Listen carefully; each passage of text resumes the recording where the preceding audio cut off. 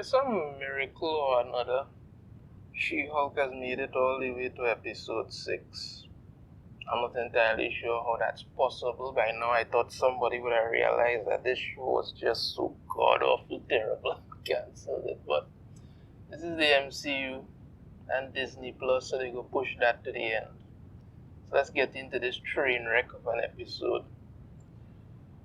As it begins, Jennifer gets some overly flamboyant invitation to be a bridesmaid for some old friend who we've never seen, never heard about, never going to see again, named Lulu, who's having some wedding, right? So she decides she's going to this wedding and she puts on this kind of polka dot looking outfit and goes as She-Hulk. And oh my god, I'm telling you, the CGI just keeps getting worse and worse with this show. She walking look terrible, the head movements, the hair, the facial expressions, everything looks terrible.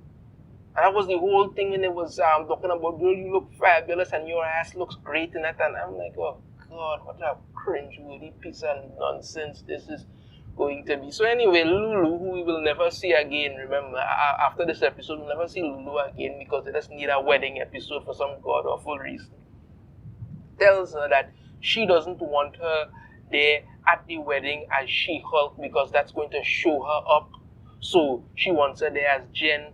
So she transforms back into Jen. And this is where the whole body shaming thing kind of, well, it starts with them because you don't want She-Hulk there because you figure She-Hulk went and show you up. So then we get her as Jen. And for some reason, every piece of clothing that she has in this episode is bigger than she is. I don't get it. I mean, it's clear that Jennifer Walters is a petite woman.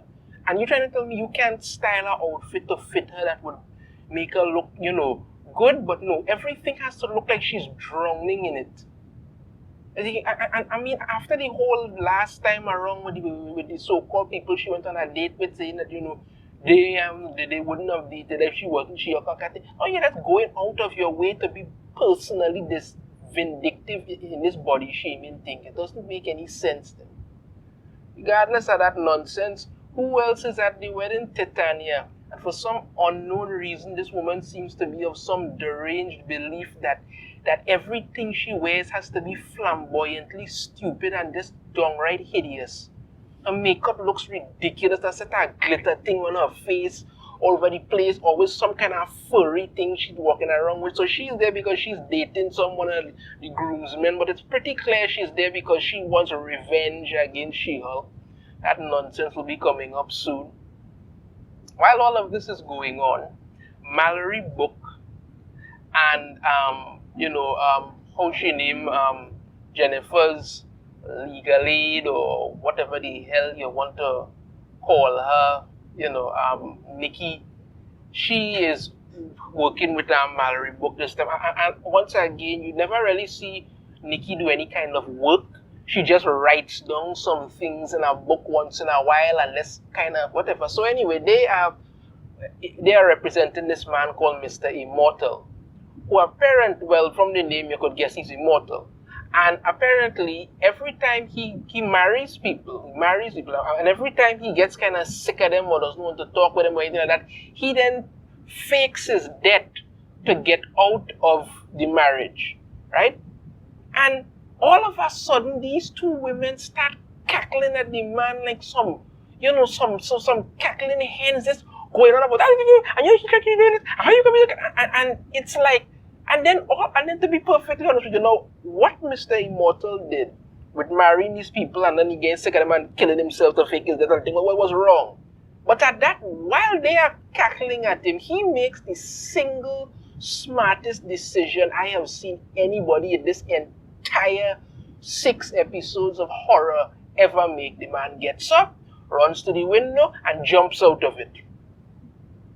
Ends up falling on a security car, gets up, dusts himself off, and walks away. I mean, yes, he's Mr. Immortal, but honestly, I at that moment when he decided to jump out that window, let's get away from these two man-bashing, man-hating women, it was clear that this was somebody who had common sense beyond anybody else in this show. Honestly, beyond anybody else, he had common sense in this show. So, back to what they were doing to Jennifer once again. So, it turns out now that they're matching up the bridesmaids with the groomsmen when they have to walk down the aisle. And who did they decide to match Jennifer up with? Some dog. Some pudgy looking, chihuahua looking dog who they make a note of saying that they had to revive the dog this morning because apparently the dog is on the verge of death. You understand me? It's actually, I don't know who wrote this thinking that this would be funny, but it's not. It's not funny. It's just literally them going out of their way to be mean to Jennifer. Literally mean to Jennifer. Like for some reason, everything has to go horrendously wrong in her life. It's just really stupid. Really, truly, truly stupid. So she goes to this bar and starts drinking because apparently it's a pay bar, so she keeps drinking and then doing some ridiculous looking dancing. You know, apparently twerking wasn't bad enough. Now we have to have her doing some ridiculous looking dancing all over the place. She even meets this groomsman named Josh who starts to kind of flirt with her and whatnot. Okay, good for her, nobody really cares. Meanwhile, back at the law firm, turns out Mr. Immortal, 8 of his previous spouses, one of who has to be a man because, you know, they have to throw that in there. They have to throw that in there, right? Nobody can just be immortal and straight anymore. But anyway, yeah, so 8 of them are filing lawsuits against him because they ended up learning that he faking his death and stuff after something was leaked on this website called Intelligentsia, and Mallory book makes the notion of actually say when they mention the website Intelligentsia, she actually says, right? She actually says that website for man babies, and I'm like, oh my God, boy, they really went out of the way to make this character hateful. You know, that's what they did. They went out of the way to make this character hateful. So anyway, all of a sudden, Nikki starts, dealing with the different spouses and things to get what's going on again. And every time, Nikki always has to portray her this kind of, party girl kind of thing who always done with everybody. And I think you never see her actually work. It's like, okay, here's what we're gonna get. You're gonna get this, and that's when and this is gonna get that. And I'm like, oh God, woman, you literally get paid to do nothing, you know. Literally get paid to do nothing. So while they finally end up settling the whole lawsuit thing, back at the wedding that nobody cares about, Jennifer has gotten herself drunk. And when she gets drunk now, Titania decides that that's the perfect time to attack her and punches her in the face. Now, Titania clearly has super strength, and she punches Jen in the face. How that doesn't completely destroy her face is beyond me. Because she gets up like nothing, there's no pain or nothing, she just gets the wind knocked out of her and that's it. Punches her straight in the face and there's no total damage or anything. So they have this ridiculous back and forth about Titania telling her that, she doesn't deserve what she has and she's going to take it back from her and, this is revenge. And then Jennifer tries to transform, but she's too drunk and can't remember how, and she asks for a minute and then she transforms into She-Hulk. They have this total waste of time fight where Jennifer punches Titania and you see in slow motion all the spit fly out she mouth and all kind of thing. And then when she dodges 2 hits, hits her again. And then all of a sudden, Titania ends up stumbling, she ends up stumbling over something and falls down and damages her teeth or something, gives her kind of overbite looking kind of thing. And I'm like, wait. You just got a full-on punch in the face from She-Hulk. Nothing happened to you, but you stumbled over something, fell on the ground, and that damaged your face? She gets all huffy and storms out. Apparently, people were supposed to care. I don't understand why. And while Jennifer is there as She-Hulk, the same Lulu who originally told her not to be She-Hulk because she would upstage her, comes there and oh look, She-Hulk's at my wedding and hugs up on her. And I'm like, oh my God, woman, what is wrong with you? No wonder you're never going to come back again. After all that crap has gone down now, right?